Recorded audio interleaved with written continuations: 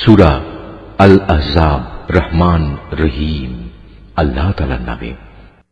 হে নবী, আল্লাহ তাআলাকে ভয় করো, কাফের ও মুনাফিকদের আনুগত্য করো না। অবশ্যই আল্লাহ তাআলা সবকিছু জানেন, তিনি বিজ্ঞ কুশলী। তোমার মালিকের কাছ থেকে তোমার প্রতি যা কিছু ওহী নাজিল হয়, তুমি শুধু তারই অনুসরণ করো। তোমরা যা কিছু করো, আল্লাহ তাআলা অবশ্যই সে সম্পর্কে সম্যক ওয়াকিবহাল রয়েছেন। তুমি শুধু আল্লাহ তাআলার উপরে নির্ভর করো। চূড়ান্ত কর্ম বিধায়ক হিসেবে আল্লাহ তাআলাই তোমার জন্য যথেষ্ট। হে মানুষ, আল্লাহ তাআলা কোন মানুষের জন্য তার বুকে দুটো অন্তর পয়দা করেননি। না তিনি তোমাদের স্ত্রীদের, যাদের সাথে তোমরা তোমাদের মায়েদের তুলনা করে জিহার করো, তাদের সত্যি সত্যি তোমাদের মা বানিয়ে দিয়েছেন। একইভাবে তিনি তোমাদের পালক পুত্রকেও তোমাদের পুত্র বানিয়ে দেননি। আসলে তোমাদের এগুলো হচ্ছে নিছক তোমাদের মুখেরই কথা। সত্য কথা তো আল্লাহ তাআলাই বলেন এবং তিনিই তোমাদের পথ প্রদর্শন করেন। হে ঈমানদাররা, তোমরা তাদের পালক পুত্রদের আসল পিতার পরিচয় ডাকো, এটাই আল্লাহ তাআলার দৃষ্টিতে অধিক ন্যায়সঙ্গত। যদি তোমরা তাদের পিতা কারা সে পরিচয় না জানো, তাহলে তাদের মনে করতে হবে তারা তোমাদের দ্বীনী ভাই ও বন্ধু। এ ব্যাপারে আগে যদি তোমাদের কোনো ভুল হয়ে থাকে, তাহলে তাতে তোমাদের জন্য কোনো গুনাহ নেই। তবে যদি কেউ ইচ্ছা করে এমন কিছু করে, তাহলে সে গুনাহগার হবে। নিঃসন্দেহে আল্লাহ তাআলা পরম ক্ষমাশীল ও দয়ালু। আল্লাহর নবী মুমিনদের কাছে তাদের নিজেদের চাইতে বেশি প্রিয় এবং নবীর স্ত্রীরা হচ্ছে তাদের মা সমান। কিন্তু আল্লাহর কিতাব অনুযায়ী যারা আত্মীয় স্বজন, তারা সব মুমিন মুহাজির ব্যক্তি চাইতে একজন আরেকজনের বেশি নিকটতর। অবশ্য তোমরা যদি তোমাদের বন্ধু বান্ধবের সাথে কিছু সদাচরণ করতে চাও, এসব কথা আল্লাহ তাআলার কিতাবে লিপিবদ্ধ রয়েছে। হে নবী, স্মরণ করো যখন আমি নবী রাসূলদের কাছ থেকে আমার বিধান পৌঁছে দেওয়ার প্রতিশ্রুতি নিয়েছিলাম তোমার কাছ থেকে, নূহ, ইব্রাহিম, মুসা এবং মারিয়াম পুত্র ঈসার কাছ থেকেও। এদের কাছ থেকে আমি দ্বীন পৌঁছানোর পাকা পোক্ত ওয়াদা নিয়েছিলাম, যাতে করে তাদের মালিক কিয়ামতের দিন এসব সত্যবাদীদের তাদের সত্যবাদিতা সম্পর্কে জিজ্ঞেস করতে পারেন। আল্লাহ তাআলা কাফেরদের জন্য পীড়াদায়ক আযাব প্রস্তুত করে রেখেছেন। হে মানুষ, তোমরা যারা ঈমান এনেছ, তোমরা নিজেদের উপর আল্লাহ তাআলার সে অনুগ্রহের কথা স্মরণ করো, যখন শত্রু সৈন্য তোমাদের উপর ঝাঁপিয়ে পড়ছিল, অতঃপর আমি তাদের উপর এক প্রচন্ড হাওয়া প্রেরণ করেছি এবং তাদের কাছে পাঠিয়েছি এমন সব সৈন্য যাদের তোমরা দেখতে পাওনি। তোমরা তখন যা কিছু করছিলে, আল্লাহ তাআলা অবশ্যই তা দেখছিলেন। যখন তারা তোমাদের উপর থেকে, তোমাদের নিজ থেকে তোমাদের উপর হামলা করার জন্য আসছিল, তখন ভয়ে তোমাদের চক্ষু বিস্ফোরিত হয়ে পড়েছিল, প্রাণ হয়ে পড়েছিল কণ্ঠাগত, এবং আল্লাহর সাহায্যের বিলম্ব দেখে তোমরা আল্লাহ তাআলা সম্পর্কে নানা রকমের ধারণা করতে লাগলে। সে বিশেষ সময়ে ঈমানদাররা চরমভাবে পরীক্ষিত এবং তারা মারাত্মকভাবে কম্পিত হয়ে পড়েছিল। সে সময় মুনাফিক এবং যাদের মনে সন্দেহ ব্যাধি ছিল, তারা বলতে লাগলো, আল্লাহ তাআলা ও তার রাসূল আমাদের সাথে যে ওয়াদা করেছেন তা মূলত প্রতারণা বই কিছুই ছিল না। বিশেষ করে যখন তাদের একটি দল এসে বলল, হে ইয়াসরিবের অধিবাসীরা, আজ শত্রু বাহিনীর সামনে তোমাদের দাঁড়াবার মতো কোনো জায়গা নেই, অতএব তোমরা ফিরে যাও। এমনকি তাদের একাংশ তোমার কাছে এই বলে অনুমতিও চাইছিল যে আমাদের বাড়ি ঘরগুলো সবই অরক্ষিত রয়েছে, তাই আমরা ফিরে যেতে চাই। অথচ আল্লাহ তাআলা জানেন তা অরক্ষিত ছিল না। আসলে ময়দান থেকে এরা পালাতে চেয়েছিল। যদি শত্রু দল নগরীর চারপাশ থেকে ওদের ভেতর প্রবেশ করত এবং যারা মুনাফিক তাদের যদি বিদ্রোহের ফিতনা খাড়া করার জন্য বলতো, তবে তারা নির্দ্বিধায় তাও মেনে নিত। এ ব্যাপারে তারা মোটেই বিলম্ব করত না। অথচ এই লোকেরাই ইতিপূর্বে আল্লাহ তাআলার সাথে ওয়াদা করেছিল তারা কখনো ময়দান থেকে পৃষ্ঠ প্রদর্শন করবে না। তাদের জানা উচিত ছিল আল্লাহ তাআলার সাথে করা ওয়াদা সম্পর্কে অবশ্যই তাদের জিজ্ঞাসাবাদ করা হবে। হে নবী, এদের তুমি বলো, যদি তোমরা মৃত্যুর ভয়ে পালাতে চাও অথবা কেউ তোমাদের হত্যা করবে এ কারণে পালাতে চাও, তাহলে এই পালানো তোমাদের কোনোই উপকার দেবে না। আর যদি কোন রকম পালিয়ে যেতে সক্ষম হও, তা হলেও তো সামান্য কয়দিনের উপকারই ভোগ করতে দেয়া হবে মাত্র। হে নবী, যদি আল্লাহ তাআলা তোমাদের কোনো অমঙ্গল করতে চান অথবা চান তোমাদের কোনো মঙ্গল করতে, তাহলে এই উভয় অবস্থায় তুমি বলো, এমন কে আছে যে তোমাদের আল্লাহ তাআলার সিদ্ধান্ত থেকে বাঁচাতে পারবে? আল্লাহ তাআলা ব্যতী রেখে এরা সেদিন না পাবে কোনো অভিভাবক, না পাবে কোনো সাহায্যকারী। অবশ্যই আল্লাহ তাআলা তোমাদের মধ্যকার সেসব মুনাফিক লোকদের চেনেন, যারা অন্যদের যুদ্ধে অংশগ্রহণ করা থেকে বাধা দেয়, এবং তাদের ভাই বন্ধুদের বলে, তোমরা আমাদের কাছে এসে যাও। আসলে ওদের অল্প সংখ্যক লোকই যুদ্ধে অংশগ্রহণ করে। যে কয়জন এসেছে তারাও তোমাদের বিজয়ের উপর কুণ্ঠিত থাকে। অতঃপর যখন তোমাদের উপর কোনো বিপদ আসে, তখন তুমি তাদের দেখবে তারা চক্ষু উল্টিয়ে তোমার দিকে এমন ভাবে তাকাচ্ছে যেন কোনো ব্যক্তির উপর মৃত্যু এসে হাজির হয়েছে। কিন্তু যখন তোমরা বিজয় লাভ করো, তখন এরাই গনিমতের সম্পদের উপর লোভী হয়ে তোমাদের সাথে বাকচাতুরি শুরু করে। আসলে এই লোকগুলো কিন্তু কখনো ঈমান আনেনি। আল্লাহ তাআলা তাই ওদের সব কাজই বিনষ্ট করে দিয়েছেন। আর এই কাজটা তো আল্লাহ তাআলার জন্য অত্যন্ত সহজ। অবরোধ প্রত্যাহার সত্ত্বেও এরা মনে করে এখনো শত্রু বাহিনী চলে যায়নি এবং শত্রুপক্ষ যদি আবার এসে চড়াও হয়, তখন এরা মনে করবে কত ভালো হতো যদি তারা মরুভূমির বেদুইনদের সাথে ওখানেই থেকে যেতে পারত এবং সেখানে বসেই তোমাদের খবর নিতে পারত যে ফিরে আসা নিরাপদ কিনা। যদিও এরা এখনো তোমাদের মাঝে আছে, কিন্তু এরা খুব কম লোকই যুদ্ধে অংশগ্রহণ করবে। হে মুসলমানরা, তোমাদের জন্য অবশ্যই আল্লাহর রসুলের জীবনের মাঝে অনুকরণযোগ্য উত্তম আদর্শ রয়েছে। আদর্শ রয়েছে এমন প্রতিটি ব্যক্তির জন্য যে আল্লাহ তাআলা সাক্ষাৎ পেতে আগ্রহী এবং যে পরকালের মুক্তির আশা করে। সর্বোপরি যে বেশি পরিমাণে আল্লাহ তাআলাকে স্মরণ করে। খাঁটি ঈমানদাররা যখন শত্রু বাহিনী দেখল, তখন তারা বলে উঠল, এ তো হচ্ছে তাই যার ওয়াদা আল্লাহ তাআলা ও তার রসুল আমাদের কাছে আগেই করেছিলেন। আল্লাহ তাআলা ও তার রসুল অবশ্যই সত্য কথা বলেছেন। এই ঘটনার ফলে তাদের ঈমান ও আনুগত্যের পরিমাণ আরও বৃদ্ধি পেল। ঈমানদারদের মাঝে কিছু লোক তো এমন রয়েছে যারা আল্লাহ তাআলার সাথে জীবন বাজির যে ওয়াদা করেছিল তা সত্য প্রমাণ করল। তাদের কিছু সংখ্যক মানুষ তো নিজের কোরবানি পূর্ণ করে শাহাদাত লাভ করল, আর কেউ এখনো শাহাদাতের অপেক্ষায় আছে। তারা তাদের আসল লক্ষ্য কখনো পরিবর্তন করেনি। যুদ্ধ তো এজন্যই যে এতে করে সত্যবাদীদের আল্লাহ তাআলা তাদের সত্যবাদিতার পুরস্কার দেবেন, আর মুনাফিকদের তিনি চাইলে শাস্তি দেবেন কিংবা তিনি তাদের উপর ক্ষমা পরবশ হবেন। নিঃসন্দেহে আল্লাহ তাআলা ক্ষমাশীল ও পরম দয়ালু। আল্লাহ তাআলা কাফেরদের তাদের যাবতীয় ক্রোধ সহ এমনই মদিনা থেকে ফিরিয়ে দিলেন। এ অভিযানে তারা কোনো কল্যাণী লাভ করতে পারেনি। আল্লাহ তাআলাই এই যুদ্ধে মুমিনদের জন্য যথেষ্ট প্রমাণিত হলেন। মূলত আল্লাহ তাআলা প্রবল শক্তিমান ও পরাক্রমশালী। এই যুদ্ধে যারা হামলাকারী ছিল, আহলে কিতাবদের মধ্যে যারা তাদের সাহায্য করেছে, আল্লাহ তাআলা তাদেরও দুর্গ থেকে অবতরণ করালেন এবং তাদের অন্তরে মুসলমানদের সম্পর্কে এমন ভীতির সঞ্চার করালেন যে আজ তোমরা তাদের এক দলকে হত্যা করছ, আরেক দলকে বন্দী করছ। তিনি তোমাদের তাদের জমিন, বাড়িঘর ও সহায় সম্পত্তির উত্তরাধিকারী বানিয়ে দিলেন। আল্লাহ তাআলা এর ফলে তোমাদের এমন সব ভূখণ্ডের অধিকারী বানিয়ে দিলেন যেখানে তোমরা এখনো কোনো সামরিক অভিযান পরিচালনাই করনি। সত্যি আল্লাহ তাআলা সর্ববিষয়ের উপর একক ক্ষমতাবান।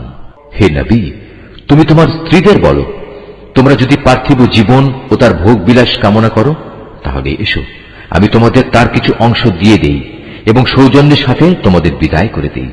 আর যদি তোমরা আল্লাহ তাআলা, তার রসুল ও পরকাল কামনা করো, তাহলে জেনে রেখো, তোমাদের মধ্যে যারা সৎ কর্মশীল, আল্লাহ তাআলা তাদের জন্য মহা পুরস্কার প্রস্তুত করে রেখেছেন। হে নবী পত্নীরা, তোমাদের মধ্যে যারা খোলাখুলি কোনো অশ্লীল কাজ করবে, তাহলে তার শাস্তি দ্বিগুণ করে দেয়া হবে। আর এই কাজ আল্লাহ তাআলার জন্য অত্যন্ত সহজ। তোমাদের মধ্যে যারা আল্লাহ তাআলা ও তার রসুলের আনুগত্য করবে, এর সাথে সে নেক কাজও করবে, আমি তাকে দুবার তার কাজের পুরস্কার দান করব। আমি পরকালে তার জন্য সম্মানজনক রিজিক প্রস্তুত করে রেখেছি। হে নবী পত্নীরা, তোমরা অন্য নারীদের মতো সাধারণ নারী নও। যদি তোমরা সত্যিই আল্লাহ তাআলাকে ভয় করো, তাহলে অন্য পুরুষদের সাথে কথা বলার সময় কোমলতা অবলম্বন করো না। যদি এমন করো, তাহলে যার অন্তরে কোনো ব্যাধি আছে সে তোমার ব্যাপারে প্রলুব্ধ হয়ে পড়বে। তবে তোমরা সর্বদাই নিয়ম মাফিক কথাবার্তা বলবে। তোমরা ঘরে অবস্থান করবে। পূর্বেকার জাহেলিয়াতের জামানার মতো নিজেদের প্রদর্শনী করে বেড়াবে না। তোমরা নামাজ কায়েম করবে, যাকাত আদায় করবে, আল্লাহ তাআলা ও তার রসুলের আনুগত্য করবে। হে নবী পরিবার, আল্লাহ তাআলা মূলত এসব কিছুর মাধ্যমে তোমাদের মাঝ থেকে সব ধরনের অপবিত্রতা দূর করে তোমাদের পাক সাফ করে দিতে চান। তোমাদের ঘরে আল্লাহ তাআলার কিতাবের আয়াত ও তার জ্ঞান তত্ত্বের যেসব কথা তেলাওয়াত করা হয় তা স্মরণ রেখো। নিঃসন্দেহে আল্লাহ তাআলা সূক্ষ্মদর্শী এবং তিনি সম্মুখ অবগত। মুসলমান পুরুষ, মুসলমান নারী, মোমেন পুরুষ, মোমেন নারী, ফরমাবরদার পুরুষ, ফরমাবরদার নারী, সত্যবাদী পুরুষ, সত্যবাদী নারী, ধৈর্যশীল পুরুষ, ধৈর্যশীল নারী, বিনীত পুরুষ, বিনীত নারী, দানশীল পুরুষ, দানশীল নারী, রোজাদার পুরুষ, রোজাদার নারী, যৌন অঙ্গসমূহের হেফাজতকারী পুরুষ, এ অঙ্গসমূহের হেফাজতকারী নারী, সর্বোপরি আল্লাহ তাআলাকে অধিক পরিমাণে স্মরণকারী পুরুষ, স্মরণকারী নারী। নিঃসন্দেহে এদের জন্য আল্লাহ তাআলা ক্ষমা ও মহাপুরস্কার ঠিক করে রেখেছেন। যখন আল্লাহ তাআলা ও তার রসুল কোনো ব্যাপারে কোনো সিদ্ধান্ত ঘোষণা করেন, তখন কোনো মোমেন পুরুষ ও কোনো মোমেন নারীর এ অধিকার নেই যে তারা সে ব্যাপারে নিজেদের কোন রকম এখতিয়ার খাটাবে। মূলত যে কেউই আল্লাহ তাআলা ও তার রসুলের নাফরমানি করবে, সে নিঃসন্দেহে সুস্পষ্ট গুমরাহিতে নিমজ্জিত হয়ে যাবে। হে নবী, তুমি স্মরণ করো যখন তুমি সে ব্যক্তিকে লক্ষ্য করে বলেছিলে, যার উপর আল্লাহ তাআলা বিরাট অনুগ্রহ করেছেন এবং তুমিও নিজের পুত্র বানিয়ে যার উপর অনুগ্রহ করেছ, তুমি তাকে বলেছিলে, তুমি তোমার স্ত্রীকে বিয়ের বন্ধনে রেখে দাও এবং আল্লাহ তাআলাকে ভয় করো। কিন্তু এ পর্যায়ে তোমার মনের ভেতরে যে কথা তুমি লুকিয়ে রেখেছিলে, আল্লাহ তাআলা পরে তা প্রকাশ করে দিলেন। আসলে তোমার পালক পুত্রের তালাক প্রাপ্ত স্ত্রীকে বিয়ে করার ব্যাপারে তুমি মানুষদের কথাকেই ভয় করছিলে, অথচ তুমি জানো আল্লাহ তাআলাই হচ্ছেন ভয় পাওয়ার বেশি হকদার। অতঃপর এক সময় যখন জায়েদ তার স্ত্রীর কাছ থেকে নিজের প্রয়োজন শেষ করে তাকে তালাক দিয়ে দিল, তখন আমি তোমার সাথে তার বিয়ে সম্পন্ন করে দিলাম, যাতে করে ভবিষ্যতে মোমেনদের উপর তাদের পালক পুত্রদের স্ত্রীদের বিয়ের মাঝে আর কোনো সংকীর্ণতা অবশিষ্ট না থাকে। বিশেষ করে তারা যখন তাদের স্ত্রীদের কাছ থেকে নিজেদের প্রয়োজন শেষ করে তালাক দিয়ে দেয়। আর সর্বশেষে আল্লাহ তাআলার আদেশই কার্যকর হতে হবে। আল্লাহ তাআলা নবীর জন্য যে ফয়সালা করে দিয়েছেন, সে ব্যাপারে নবীর উপর কোনো বিধি নিষেধ নেই। আগের নবীদের ক্ষেত্রেও এ ছিল আল্লাহ তাআলার বিধান, আর আল্লাহ তাআলার বিধান তো আগে থেকে নির্ধারিত হয়ে আছে। যারা মানুষদের কাছে আল্লাহ তাআলার বাণী পৌঁছে দিত, তারা আল্লাহ তাআলাকে ভয় করত, তারা আল্লাহ তাআলা ছাড়া আর কাউকেই ভয় করত না, কেননা মানুষের হিসাব নেয়ার ব্যাপারে আল্লাহ তাআলাই যথেষ্ট। হে মানুষ, তোমরা জেনে রেখো, মুহাম্মদ তোমাদের কোন পুরুষের পিতা নয়, বরং সে তো হচ্ছে আল্লাহ তাআলার রসুল এবং নবীদের সিলমোহর। আল্লাহ তাআলা সর্ববিষয়ে অবগত রয়েছেন। হে মানুষ, তোমরা যারা ঈমান এনেছ, তোমরা আল্লাহ তাআলাকে বেশি বেশি স্মরণ করো। সকাল সন্ধ্যায় তোমরা তাঁর পবিত্রতা ঘোষণা করো। তিনি মহান আল্লাহ তাআলা, যিনি তোমাদের উপর অনুগ্রহ বর্ষণ করেন। তাঁর ফেরেশতারাও তোমাদের জন্য আল্লাহ তাআলার ক্ষমা চেয়ে তোমাদের উপর অনুগ্রহ করেন, যাতে করে আল্লাহ তোমাদের অন্ধকার থেকে ইসলামের আলোর দিকে বের করে আনতে পারেন। বস্তুত আল্লাহ তাআলা হচ্ছেন মোমেনদের জন্য পরম দয়ালু। যেদিন তারা আল্লাহ তাআলার সাথে সাক্ষাৎ করবে, সেদিন মহান আল্লাহর দরবারে তাদের সালাম দ্বারা অভিবাদন করা হবে। তিনি তাদের জন্য এক সম্মানজনক বিনিময় নির্দিষ্ট করে রেখেছেন। হে নবী, আমি তোমাকে হিদায়াতের সাক্ষী করে পাঠিয়েছি, তোমাকে বানিয়েছি জান্নাতের সুসংবাদদাতা ও জাহান্নামের সতর্ককারী। আল্লাহ তাআলার অনুমতি ক্রমে তুমি হচ্ছ আল্লাহর দিকে আহ্বানকারী ও হিদায়াতের সুস্পষ্ট প্রদীপ।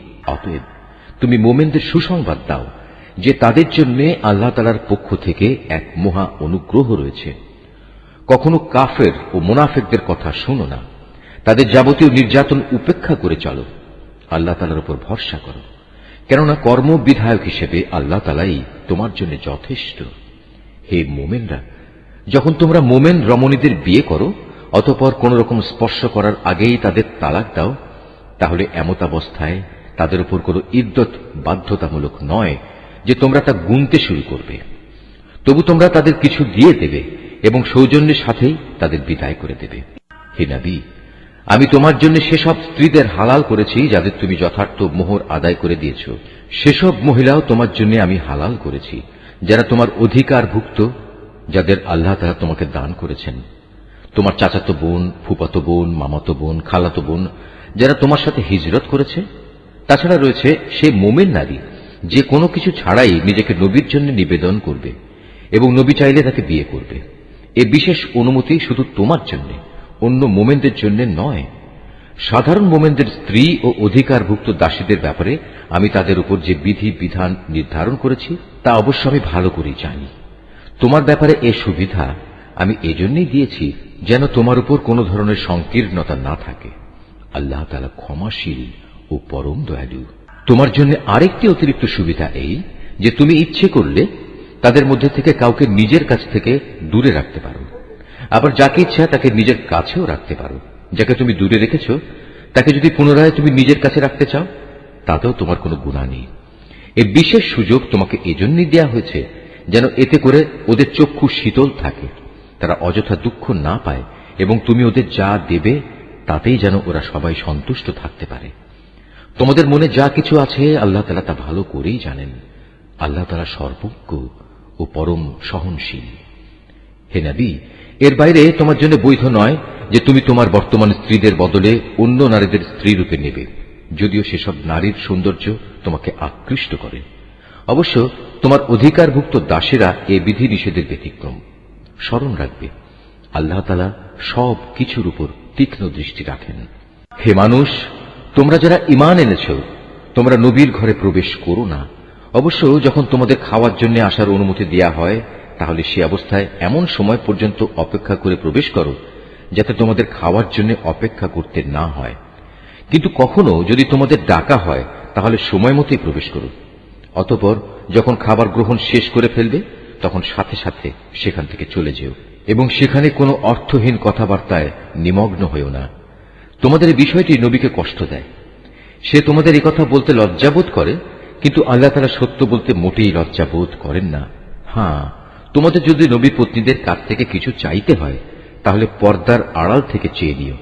এটা তোমাদের ও তাদের অন্তরকে পাক সাফ রাখার জন্য অধিকতর উপযোগী। তোমাদের কারো জন্যই এটা বৈধ নয় যে তোমরা আল্লাহর রসুলকে কষ্ট দিবে, না এটা তোমাদের জন্য বৈধ যে তোমরা তার পরে কখনো তার স্ত্রীদের বিয়ে করবে।